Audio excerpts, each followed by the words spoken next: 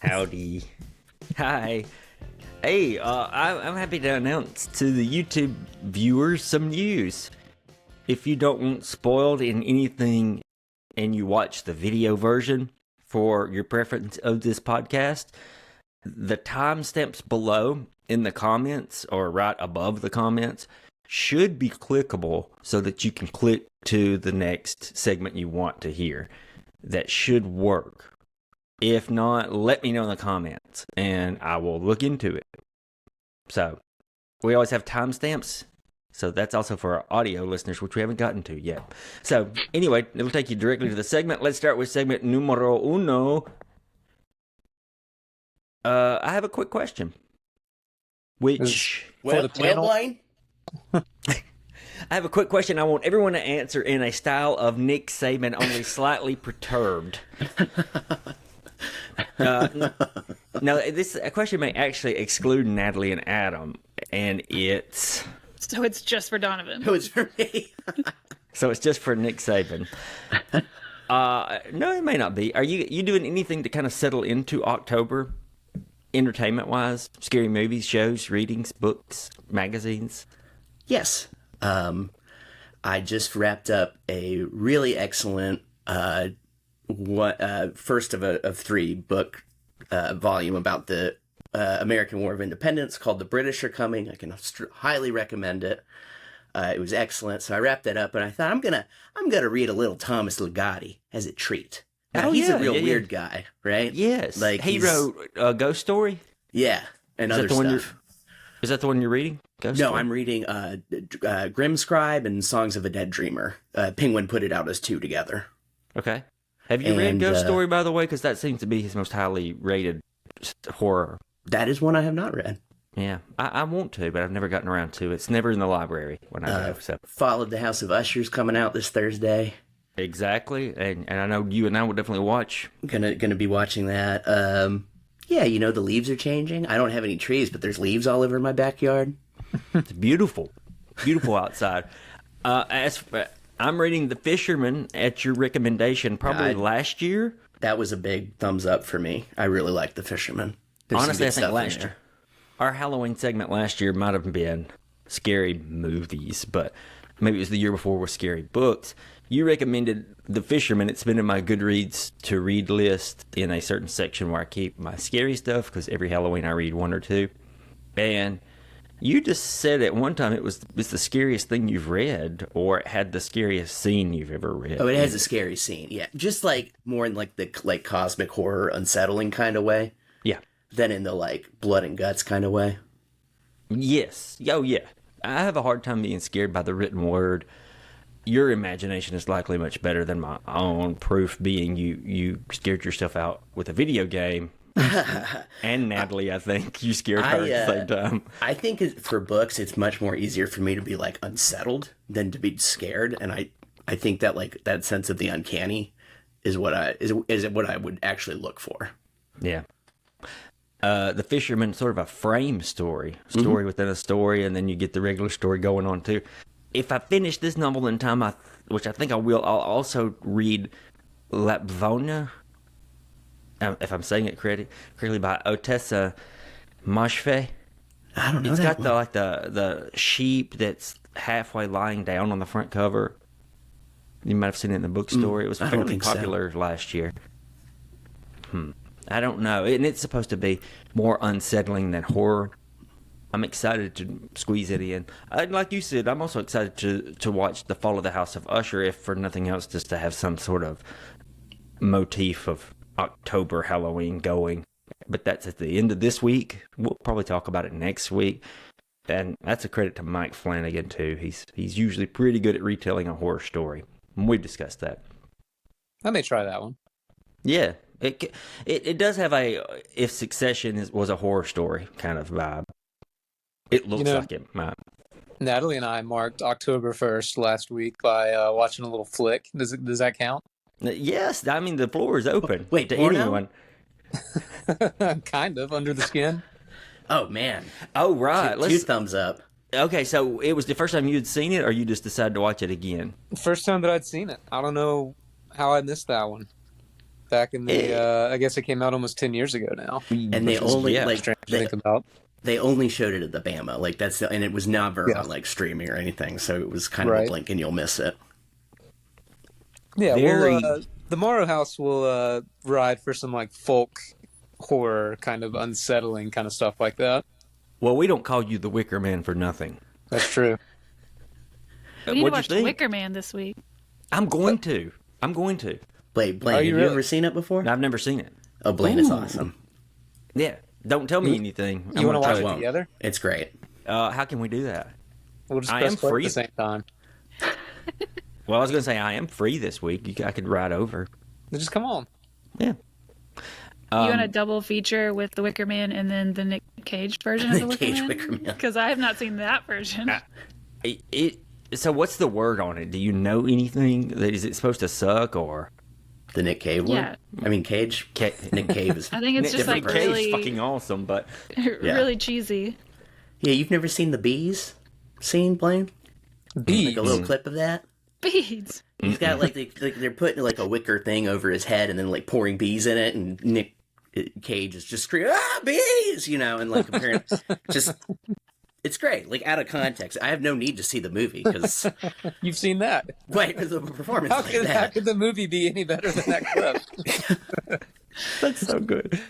So tell me this, under the skin, before we say goodbye to that. What were your thoughts? I thought it was really good. I thought it was pretty hypnotic, and it was like the ambient music of a scary film. Just a real slow burn kind of. I don't know. I like things where it feels like the woods are a character or the environment is a character. In this case, the city part of the time, and then of course reading. She really was just driving around and being prompted to talk to different men that they passed in the streets in Glasgow and other Scottish cities. And all the critics that I read afterward who said, I have no idea what half of those dudes were saying. I thought that was funny that they just kind of left in this very, very regional kind of thing. It's less scary and more bothersome. Yeah. Like, this is bothering the hell out of me. And it had a great ending, too, I thought. In a way that fulfilled what you just said. Like, it didn't deliver anything except being bothered. To continue to use your language there, it's just like, I don't love that. And everything just kind of, there's no resolutions or anything. It's just, there you go. Deal with it. Natalie, what'd you think of it? I really liked it. I think the ending was the scariest part as a woman, because that felt just like an experience that any woman could experience, regardless of whether you're an alien or not. It was unsettling, but in a fine way. It was entertaining. I really liked the movie. I like scary that's more of that like psychological mess with your head kind of scary. That's fun. Yeah. And that's what this was. And I really enjoyed it. I liked how slow and quiet. Like, I'm sure when she got the script, it was like 3 pages long, if 3 pages long. And I think that's amazing that they were able to do what they did with that. It was molasses slow, though. See, I wasn't bothered by that. Both of y'all said that it was, it's a slow one, and it didn't really feel that way to me. I felt like I had to definitely get like on its rhythm before I could really enjoy it. And I did enjoy it very much, but I definitely had to this movie is at its pace, not my pace. Man, of course, I also watched it from my couch and not in a very much not updated chair at the Bama Theater. That's true. You did kind of miss the sound of the random bottle rolling down the ramp of the Bama Theater, though. A classic I feel like that could have really set it off. Ding, ding, ding, ding, ding, ding, ding, ding. One of the funniest noises you can hear during a movie. Second to somebody cracking a beer. Yeah, it's true. It's, So good every time. it's a shame that The Exorcist Believer is getting such horrible reviews because it looked as though, just at a glance, that it might have potential. Just the But one with the two little girls in it. Yeah, yeah. That trailer played, I guess, when we went to see Oppenheimer, maybe. Mm-hmm. I wanted no part of that. I saw the trailer. I was like, nope, not interested. Yeah, apparently it's horrible, and that's sad because That's Well, just they carrying on the legacy of Exorcist movies that aren't The Exorcist. yeah, The Exorcist is so good, so Cut a good. fine trailer, I'll tell you that. Yeah, they cut a good trailer because I was kind of sold, but apparently it's awful. The original though just can't beat it. It's the one that's still to this day the scariest movie I've ever seen. Don't Would people you have say gone that to the see third that? one is good? Hmm? That was Natalie? two questions. Oh, Yeah. I was just saying, don't people say that Exorcist 3 is good? It's Because supposedly it's written by the same, oh. the guy who wrote The Exorcist, I guess. Yeah, Blatty directed it. Yeah. But apparently, like, there's an incredible jump scare, so I will never watch it because my spirit would leave my body. Oh, yeah, I've heard about that too. I've never seen 3, so I can't vouch for it. What was your question, Adam? Would I would have gone to see? Yeah, would you have gone to see this new one? Hard to say because I wouldn't find anyone to go with me. I don't see the problem there. I could not have found anyone to go. You go can't with me. swim in the deep end without a buddy. No, sir. It would have been great to see on TV this time next year, though. Yeah. You know, I'm disappointed. AMC has been running ads online that they're bringing some of the A24 stuff into theaters this month. Like The Witch was October 4th. Midsummer is supposed to be later this month. Our local theater, local AMC, is not doing it, despite horror usually doing pretty well here. And independent films doing okay here. That would have been a fun one night only kind of. Would have loved to see The Witch on a big screen. That Would have been would be great. cool. Yeah. I Do you did. think, I caught that one at a theater. Really? Yeah. do you think we could get him to play the skeleton key? This is Natalie's October tradition. It's a Why great is it- movie. The Skeleton Key. She loves Skeleton Yeah. Key. That's horror as it ought to be done. There's maybe one jump scare, and the rest of it just you're done with the movie, and you're gonna think about it for years. I still think about it. They actually just filmed Southern Louisiana. There's no plot. It's just that It is scary. haunted. Let's move into the most recent episode of CBS, maybe Paramount Plus, if you're like me. Competition show, The Challenge USA. I don't have a lot to say, but I do want to touch on a couple of things and ask some questions to my cohorts. And I want to contrast it with the exact person she pulled some shade on. She blatantly lied to Bananas on the number of puzzle pieces. And you compare that to what he did when he could have done the same thing with the diving challenge, where he says to them, pause is the answer, and they just misread him as saying pause like a game rather than pause like a cat. She could have done something like that. I suppose that would have been a little harder to come up with on the spot. But she's also drawing a lot of anger out of people to play calm. Do you know what I mean? You see this all the time on competition television where I'm going to be calm and I'm the calm one and I can take the high road of being calm and I'm just provoking you so that you will be angry and I look better. Do you know what I'm talking about? Me and Yeah, I Natalie think talked it's great. about this. Oh, good. Then let it go. I'm ready to hear. You're probably not on my side on this, but go ahead. I'm interested. We disagreed pretty strongly. on it. Okay. So who's What- with me?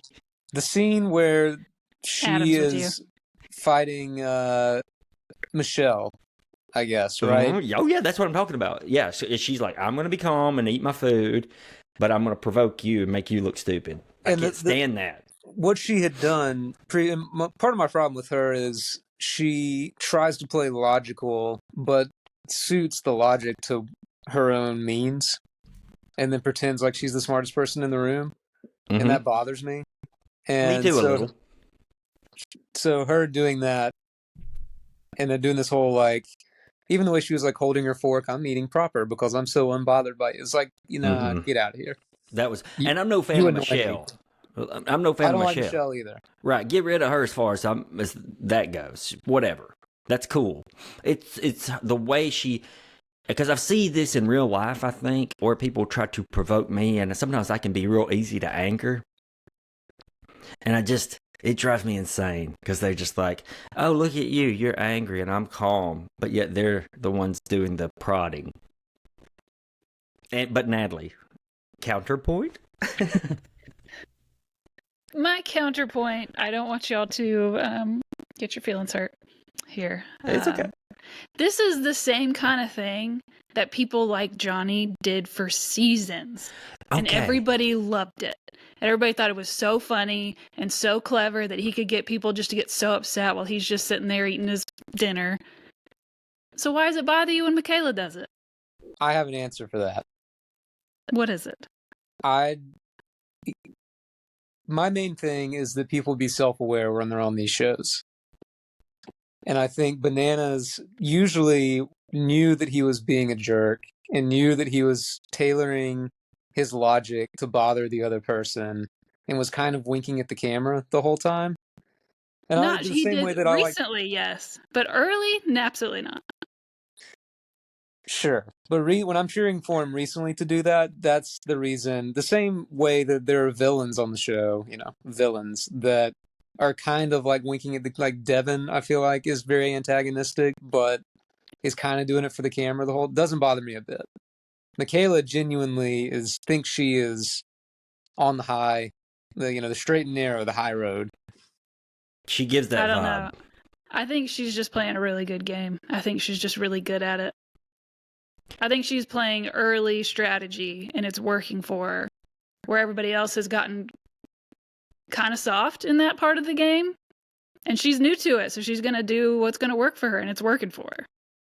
Well, I mean, the thing that you can't take away from her is that she keeps winning to be in safe positions. So, I mean, no, you can't falter there. But, yeah, just not a fan of the style.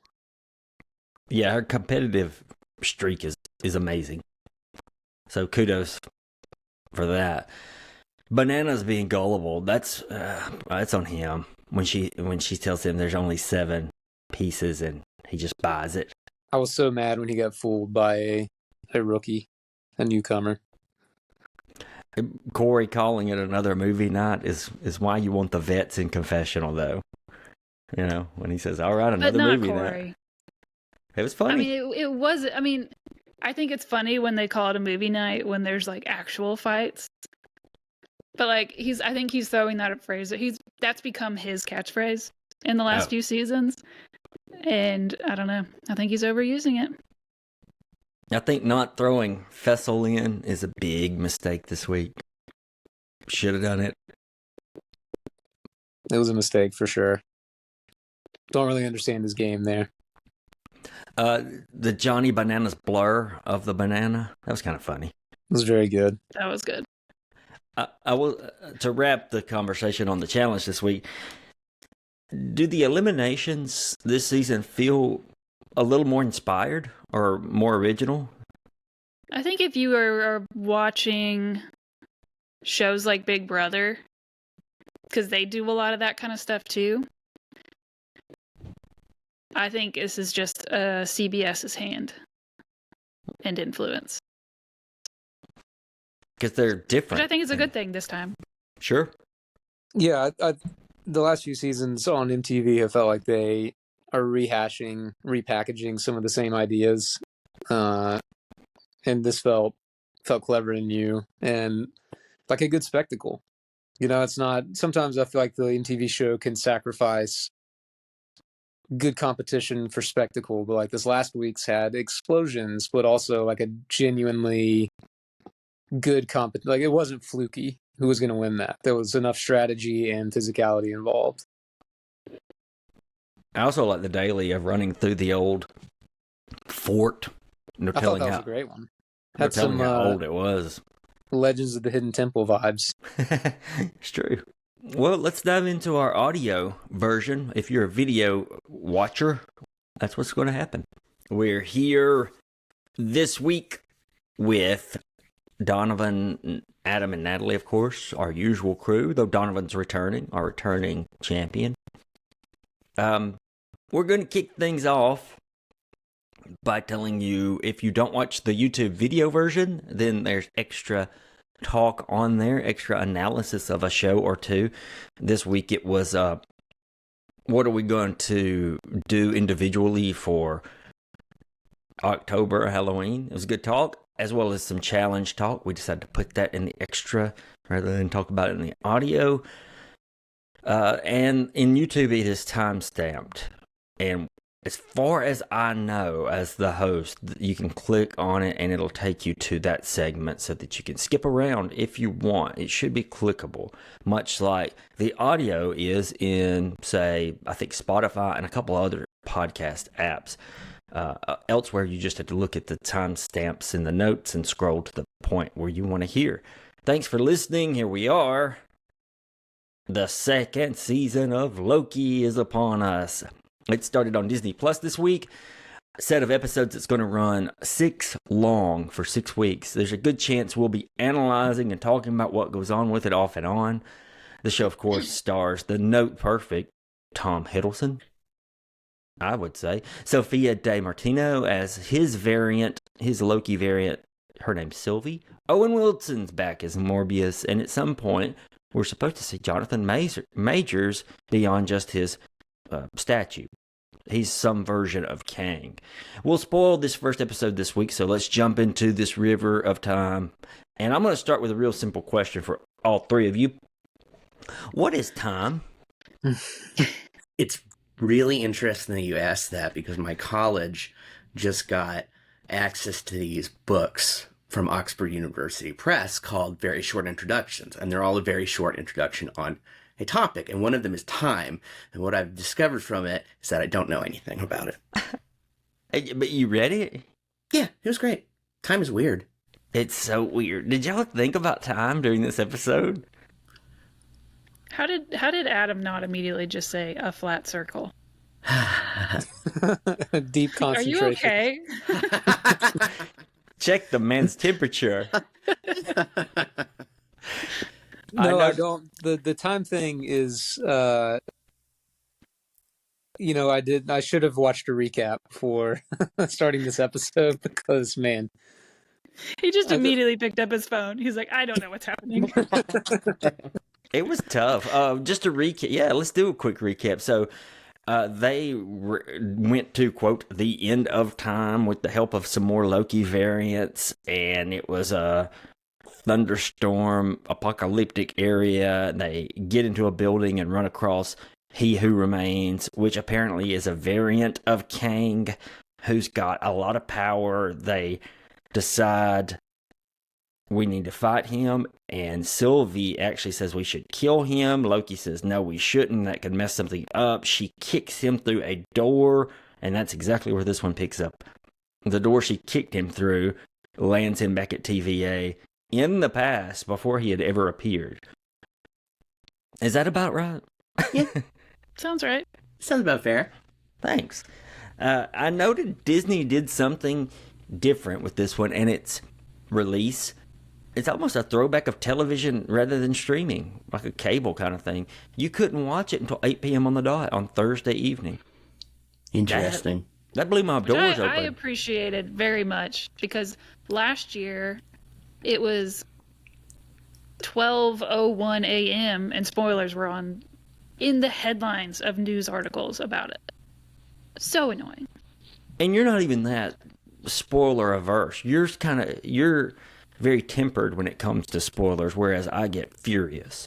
Yeah, and but like just knowing that they're not even trying to hide it is just like, as a person, you just know that that's so annoying to most people on the planet.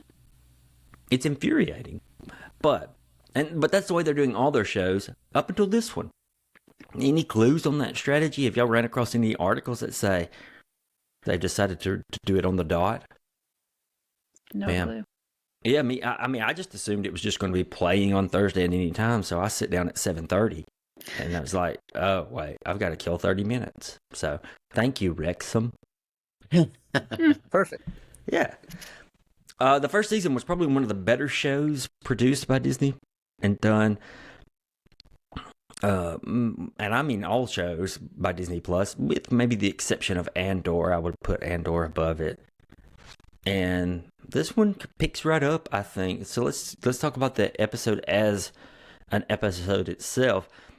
I honestly found myself a little less concerned with the events of the episode and trying to keep up. Maybe because they were purposefully confusing to replicate a sense of insanity that was happening on screen.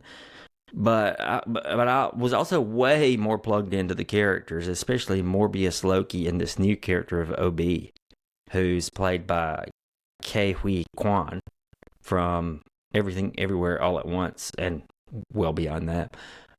So I chalked this up to they have the perfect mix of personalities and performances going in this show. And it's going to propel it into some really good things, even if the script gets a little stupid. I think I'd agree with that, because I found myself also, like, it was, like, there were, this episode, like, it had stakes, sort of, but there were kind of no stakes, right? Like, the show's called Loki. He's not going to disappear, one episode into the, so it was, it was like, it was a lot of kind of excuse for, like, a space running around and space shouting. But, I thought Tom Hiddleston is, as you said, pitch perfect. Like, he and Owen Wilson seem to have good chemistry. I think Owen Wilson made some really good points about quality of life without skin. Excellent points there. I thought that was a good point. So, yeah, I think I was more like you, Blaine. Well, good point, Natalie. You put Owen Wilson with the right person, and he just is one of the most enjoyable actors to have. If you put him with the right person, Hiddleston and Wilson, they vibe off each other so well, because Hiddleston is playing serious and, oh my God, I'm in a rush and I'm about to have a heart attack. We've got to fix this. And Wilson's more obviously laid back. He does that better than anyone. And the show hinges on their chemistry. Very wise to make sure neither of them, got killed last season. And then Ke Huy Quan comes in, and he doesn't miss a beat. He's just right there with them, funny, dropping one-liners. It was just a fun show, I thought. Adam, Natalie, you hated it? No. But I mean, it was like y'all said. I mean, this episode. It was more. We just got to see our old pals being pals again, and that's fun. But the story itself, I mean, nothing really happened. I would say it's all them getting stuck or whatever. It didn't. It was just all resolved. Like the one big, cliffhanger wasn't a cliffhanger, and it got resolved so fast. I was like, oh, that was pointless, but it was still fun to watch. It didn't play for y'all like a Doctor Who episode? No. I thought y'all might enjoy that feel of, we've got this conflict, we're going to fix it, but it's also a little bit bigger narrative happening. Have you ever seen a Doctor Who episode? Years ago. Okay. When I was a kid. The 70s one where they were in the... I thought it was well done overall. It created this dizzying atmosphere with its camera work, twisting frequently, turning on its axis. And I find it a plus, too, that I get transfixed by the set. It's got this 70s era Disney World aesthetic. It's like if someone from 1975 envisioned what the future of space travel was going to look like with some mixed NASA relics involved. If you ever go to Disney World, you see this everywhere, and it's just fun to be near, I think. And, it is, this is one small part of a larger narrative, and the stakes weren't huge because you knew it was going to get fixed. But at the same time, I did like that the conflict was singular and kind of self-contained. Loki was rescued from the time slipping. All is okay for now. So, yeah. I guess it was the fact that I think the stakes of the problem didn't match the energy of the show, of this episode, because it was really high energy and it was like kind of manic. Mm-hmm. which made it fun to watch. But I think that made the conflict kind of fall flat to me. A lot of the Marvel shows, their first episode is just so much table setting. Mm-hmm. And I was just happy this wasn't. I would actually, I would say this one was all set up, but I don't think it was. I'm like, I don't know what you're setting up for. So I would actually agree with you, Blaine, but not in a plus way for them. Loki finally does see Sylvie face to face toward the end, but there's a telephone ringing. There's some mystery on who's on the end of that telephone. The one gripe I do have about the show, or maybe Marvel, it's a bit frustrating to figure out, like, is this not multiverse? This is just different timeline stuff. Does that mean there could be different timelines for each multiverse? I mean, is it infinite? Is that what we're supposed to think? Does it matter? Natalie, you might be the best to answer that. I mean, I don't think it matters to think about it because of how convoluted the language around those two things has become in the past, 4 or 5 Marvel movies and shows. That's like, you can't pick one because they're the next thing. They're going to talk about the same thing, but they'll call it the other thing. At least that's what it feels like. We thought Loki was supposed to set up, or at least really tie into multiverse stuff, but it's not quite. Like, the multiverse is different universes. This is different timelines. So Loki was slipping into the past and into the present and into the future, not into different timelines. Same stream of time. But no one could remember when he would go into the future because Kang was erasing the memories throughout the years. You don't see that happening, but you're supposed to understand that's happening. I thought it was more like when he goes back in time and OB's remembering, because no one can move in time in the TVA until he did.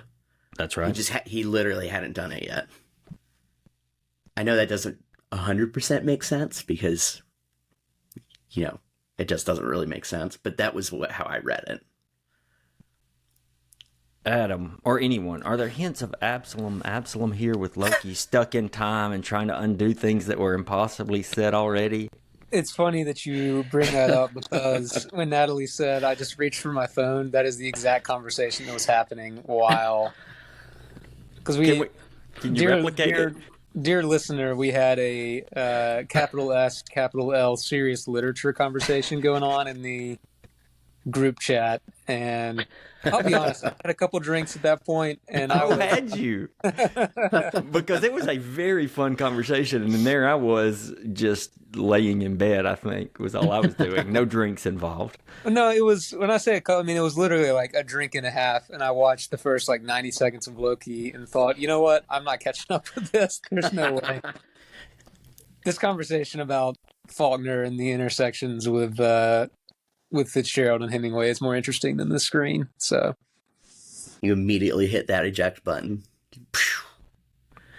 I will say our conversation passed the phone test, ironically. What is meaning? You didn't check anything else but your phone? Yeah, that show went by like just flew by. I kind of hate you missed it. I thought it was a very fun episode. I'll probably try again. I genuinely need to.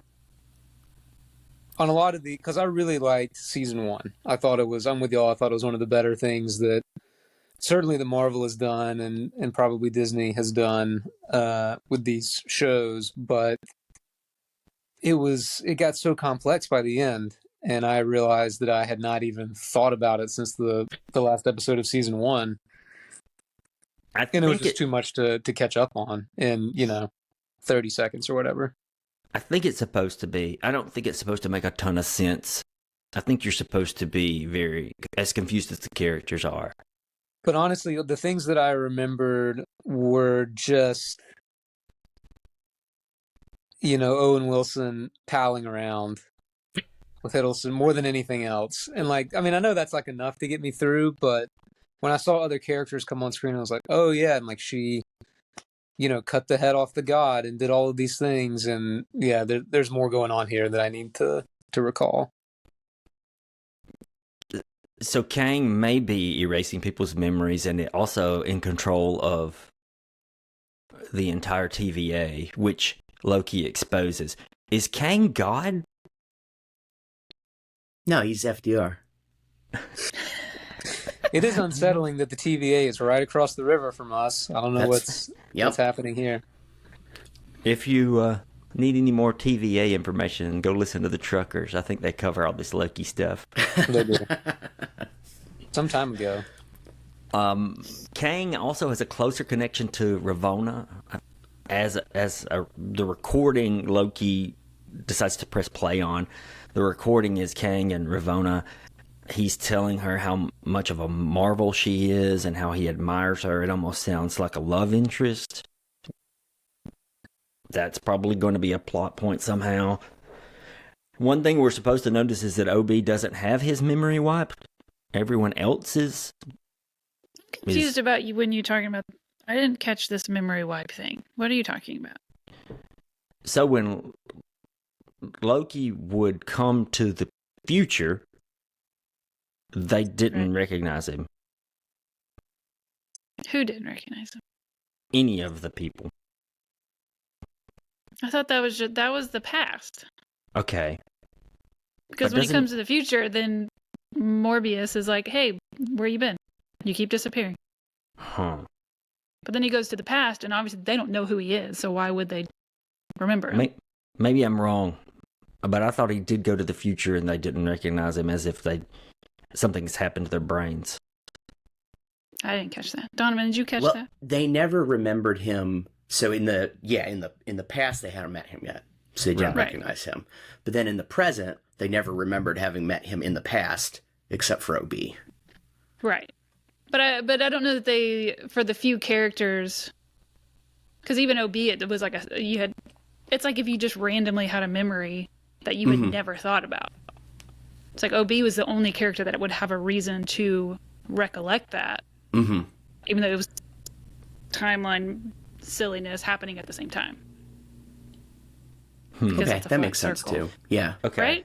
Right. Yeah. Why would you remember this random incident from 400 years ago? Right. But he does because he never sees anyone anyway. That would make sense. Honestly, yeah. Right? And they're having a very specific conversation about a piece of material or a machine that nobody else would need until they show up again asking about it. Maybe the future thing was when Morbius, he had written skin in the dust of the old computer, and then Loki, it's there in the future. Right. And they didn't recognize him there, or did they?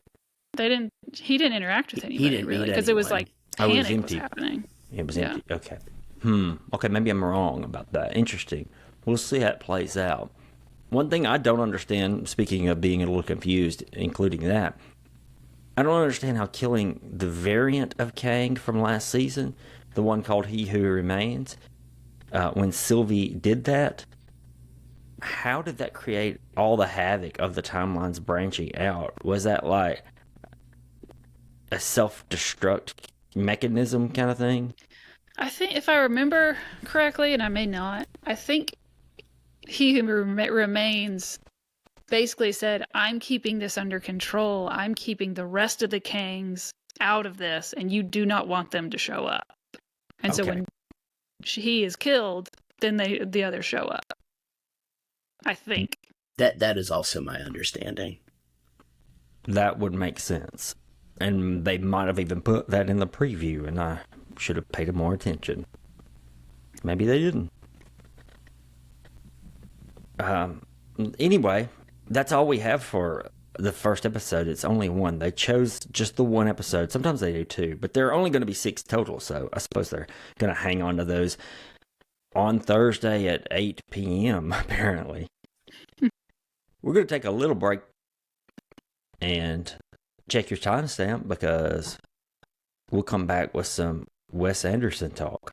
Okay, let us now shift to Netflix, where Wes Anderson's recent work of 4 short films based off some written work now streaming and were released in 4 consecutive days.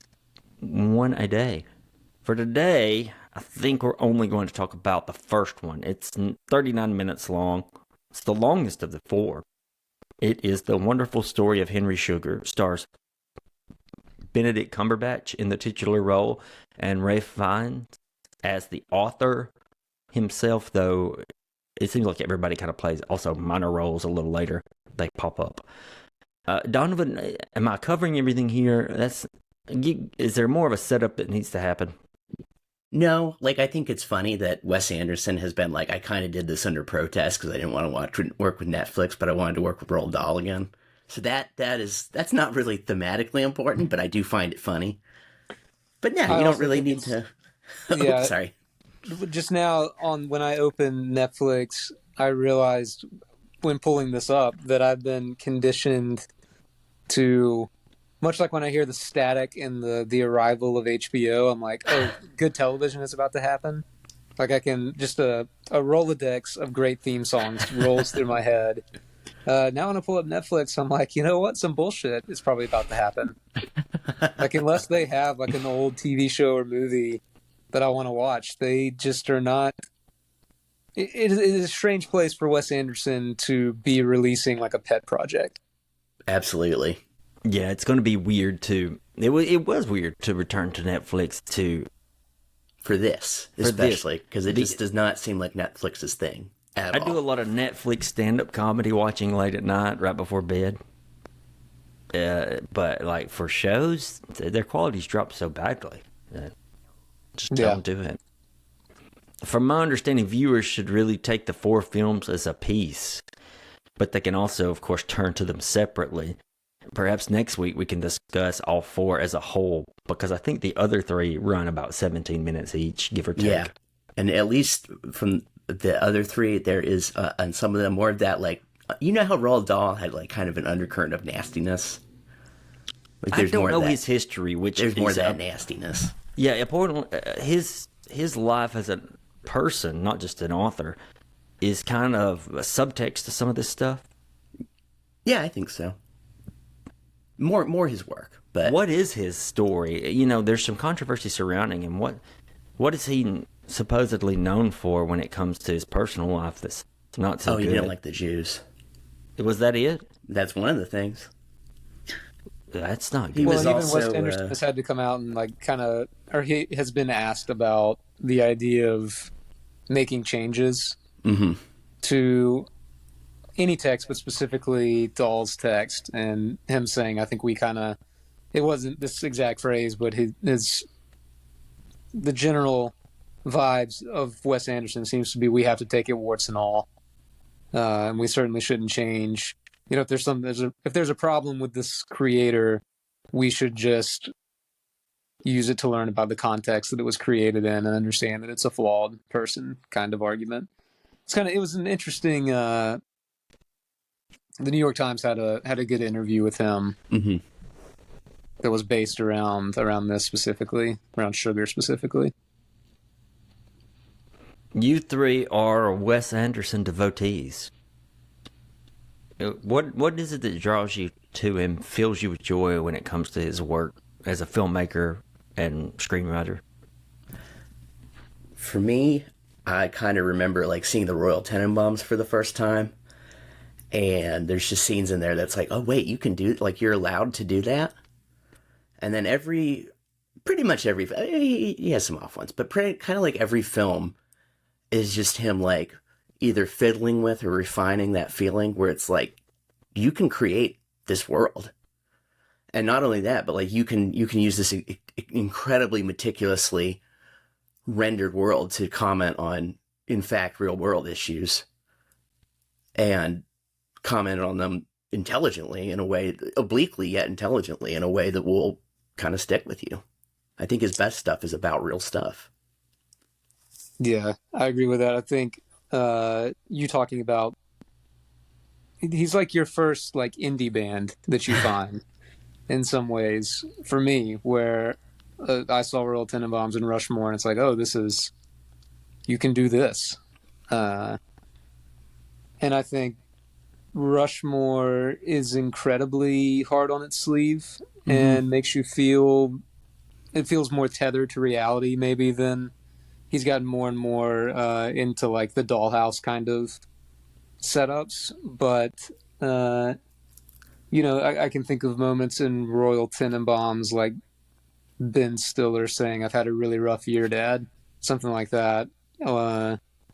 There's that line that parallels so well with moments towards the end of Grand Budapest, where characters, the guard and the dollhouse thing is kind of down, and somebody has a real moment. And to me, putting that emotion inside that facade makes the emotion just explode.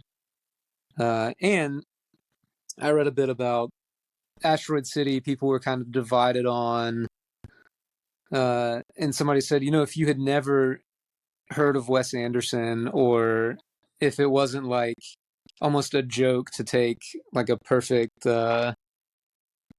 I'm having a brain fart, like a perfectly symmetrical picture and put it on Instagram and say, oh, Wes, you know, if it wasn't like a meme at this point and you just saw that movie, you'd be like, oh my God, this is genius. What he did on like it's like a play, but it's not a play, and he's playing with form and doing all these things, but because it's something that he's been doing and developing for decades at this point, we're kind of numb to the fact that it's good. And I'm not saying everything that he does is great, but it's almost like with Asteroid City and now with this, like the snake has caught its tail and become self-aware. Some of the choices that he made in Sugar to like have characters talk, some of the, like again referencing that Times article, he said a thing he didn't want to lose was all of the, you know, reducing something to just a screenplay. Sometimes you just get dialogue or you have to project the setting or whatever, and you lose some of just the prose. So having characters speak that prose in addition to having like a play style setting, and he just keeps doing, I mean, he's not the first person to do this, but he does it pretty damn well. I feel like he just keeps refining it and refining it too, right? Like even with like Henry, which I liked quite a bit, but with Henry Sugar, it's like, oh, this is like I just like took a hit of distilled Wes Anderson. Like it's all here. Natalie, you want to add anything? I mean, I think the only thing I would add, and this is a pretty simple take, I think, I just really like how he portrays relationships and how his characters talk to each other and interact with each other in a way that most people don't do that in film, but maybe in person, like in real life relationships. Yeah, brothers are going to yell at each other and do stupid things, and then they're going to forgive each other because they're brothers or whatever it may be. I just really like how he portrays relationships, even though they're often in these like silly, wacky scenarios. It's just there's something very real underneath that you don't see, or I don't see very often.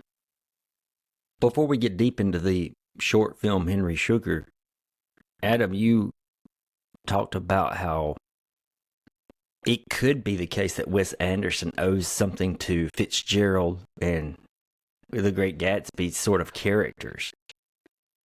You made a very tenuous connection there, but I thought it was an interesting one. That's our Loki conversation. I'm not even, was I the one that suggested that? Yes. Oh, interesting. That you kind of even, you didn't say this, but I came to the conclusion that Wes Anderson should direct a version of The Great Gatsby. It would definitely be a different one than the one that came out. The Baz Luhrmann. What if we made them work together on Great Gatsby? I think that's like matter and antimatter. The universe would explode. Right. Like something bad would happen for sure. No, the whole, I mean, Roald Dahl is probably a better thing for him to be working on, right, than Fitzgerald, whose characters tend to be pretty, I think I remember in that text conversation him calling them a bit sloppy compared to Anderson characters who tend to be a little more stoic and, I mean, they make just catastrophes of their lives, but they do it in a pretty controlled way, whereas sloppy Fitzgerald's character. Sloppy in their drunkenness, not in the way that they're written. They're purposefully sloppy. Of course, yeah. That's what I would, yeah. Right. Okay. That the people that he creates very well are sloppy people, Fitzgerald, whereas Anderson not as much. If listeners are wondering why I'm asking you three about this, is I'm not necessarily a Wes Anderson devotee, although The Royal Tenenbaums is one of my favorite movies. Anything after that, I don't dig as much. I think his artifice just keeps me at arm's distance from anything that's I'm supposed to take on a subtextual level or emotional level. And I just can't break through.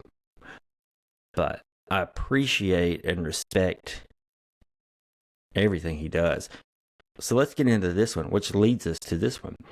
The story is told as a frame story, another frame story, almost, I think. I think that's correct. Ultra-wealthy Henry Sugar finds a book about a man who studied under a yogi who taught him to see without his eyes, literally. Well, and maybe figuratively. We'll get to that. Sugar applies this and uses his skill to card read and gain more capital with gambling about London and then the world. And once he sees within himself a blood clot coming to kill him, stop his heart, I suppose, he decides that he should be giving the money away and even sets out to win more so that he can give more to charities and things. And so that's the setup of it. It's 39 minutes long. Loved that for sure. It's a story about taking something that can be used as self-improvement in the spiritual, yet using it for the material until realizing you're mortal. And then that prompts you to become more benevolent. I think I would slightly disagree with one thing in your recap, Blaine. So he does get killed by a blood clot at the end of his life.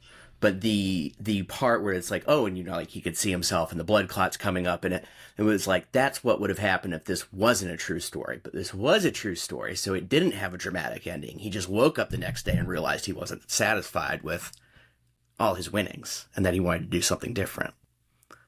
Because he had changed as a result of, what does he do, like concentrate on the candle for 5 years or whatever? It's something hilarious like that. Mm-hmm.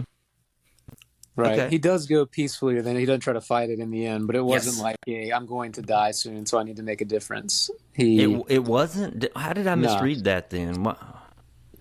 I thought that was Because the author says, like, if this was not a true story, if it had to conform to dramatics, something dramatic would happen here and he would learn a lesson.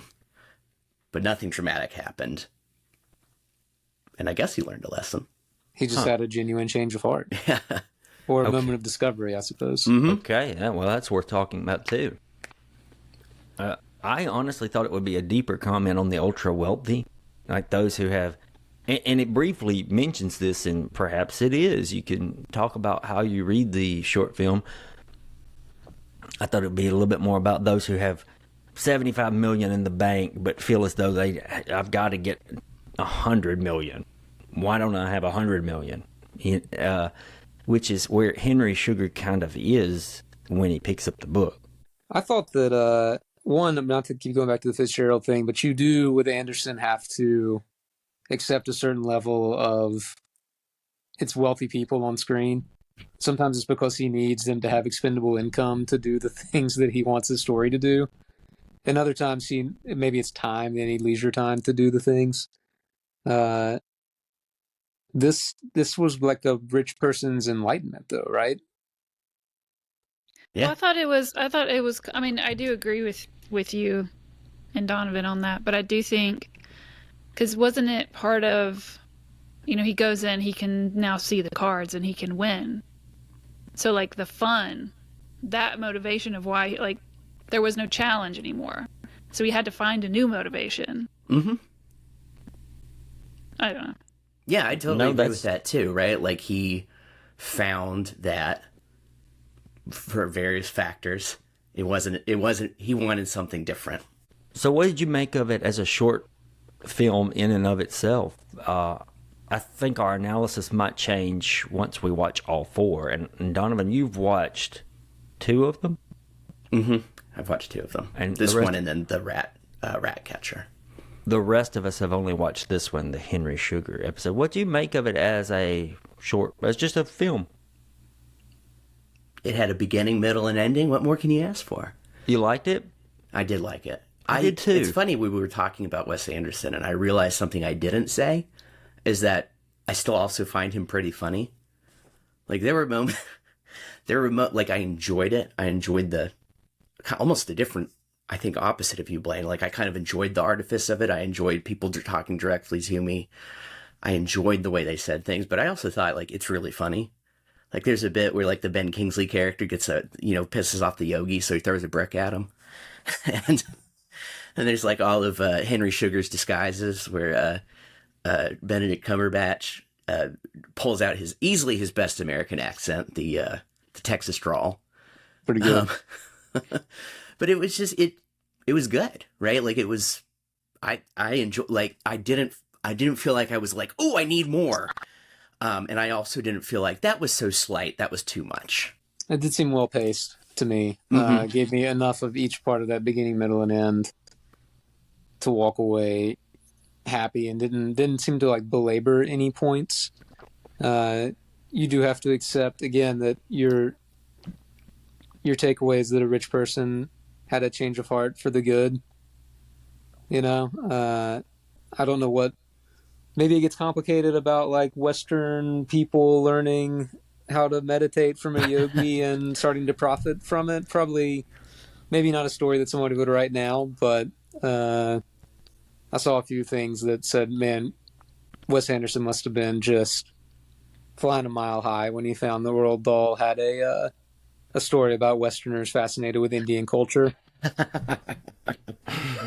It's just art imitating life, but yeah, I mean, it seemed to. I don't know. There were always moments with him where I'm like, is he going to finally lose me with, even little things like when the yogi levitates while he's meditating and the actor just turned the box that he was sitting on. It's like he's winking so hard at the camera right now. This is finally when I'm going to, in return, roll my eyes and turn this off. But I think he pushed it so far that it came full circle to be enjoyable. He's a master of pushing it. Like, even like which I didn't talk about on this podcast, but I adored Asteroid City, and I could not tell you why. I think it's the best movie I've seen this year, but I do. But like, there's so much of that where he pushes it and he pushes it and he pushes it, but it like somehow he usually sticks the landing. Natalie, were you ready to turn it off at any point during our viewing? No, honestly, I thought, and maybe it was because of the length of it or what, I don't know what it was, but after it was over, I thought about how interesting this would have been if you were in like a high school English class and your teacher rolled in the AV cart and this is what they played for 45 minutes to fill the class. Like, if you had a sub that day, like what that would have done to a young Natalie. It would have just been, I don't know. I just thought, I really liked that. I thought it was great. Lots to say about it, but I'm not going to say any of it. Something else just about, I guess it's kind of the mechanics of it, but one thing I like about Wes Anderson at this stage in his career is that he can work with whoever he damn well pleases. But he still chooses the same 10 people. I say he's got his repertoire players. Whoops. Just unplugged my headphones.